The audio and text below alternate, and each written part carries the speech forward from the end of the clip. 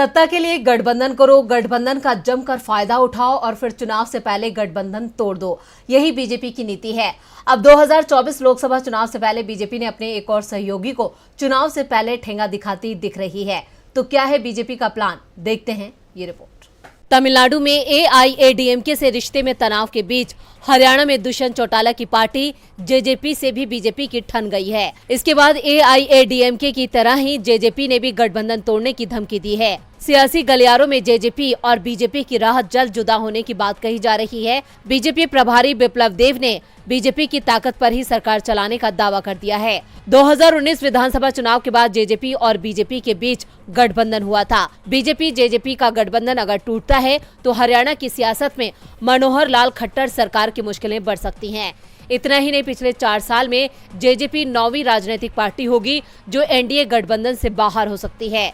2019 के बाद एनडीए के कई नए और पुराने सहयोगी बीजेपी का साथ छोड़ चुके हैं। इनमें शिवसेना, जेडीयू और शिरोमणि अकाली दल प्रमुख है। 2019 विधानसभा चुनाव में हरियाणा की 90 सीटों में बीजेपी को 40, कांग्रेस को 31, जेजेपी को 10, आईएनएलडी एचएलपी को 1-1 और निर्दलियों को 7 सीटों पर जीत मिली। बीजेपी 46 के जादुई आंकड़े से काफी पीछे रह गई थी। ऐसे में बीजेपी ने जेजेपी से गठबंधन किया। सरकार में जेजेपी को भी भागीदारी दी गई।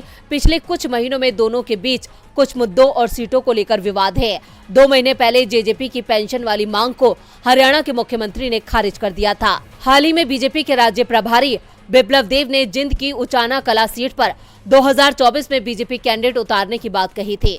उचाना कला से 2019 में डिप्टी सीएम दुष्यंत चौटाला ने बीजेपी की प्रेमलता सिंह को 47,000 वोटों से हराया था। जेजेपी ने साफ कर दिया है कि सीटों पर कोई समझौता नहीं होगा और बीजेपी ज्यादा बयानबाजी करेगी तो गठबंधन पर फैसला किया जा सकता है। उचाना कला पर बीजेपी के दावे के बाद जेजेपी भी हमलावर है। लोकसभा में बीजेपी जेजेपी का गठबंधन रहा तो जेजेपी 3 सीट से कम पर शायद ही लड़ने को राजी हो। ऐसे में बीजेपी को अपने 3 सांसद खोने पड़ सकते हैं। अब बीजेपी और जेजेपी गठबंधन टूटता दिख रहा है।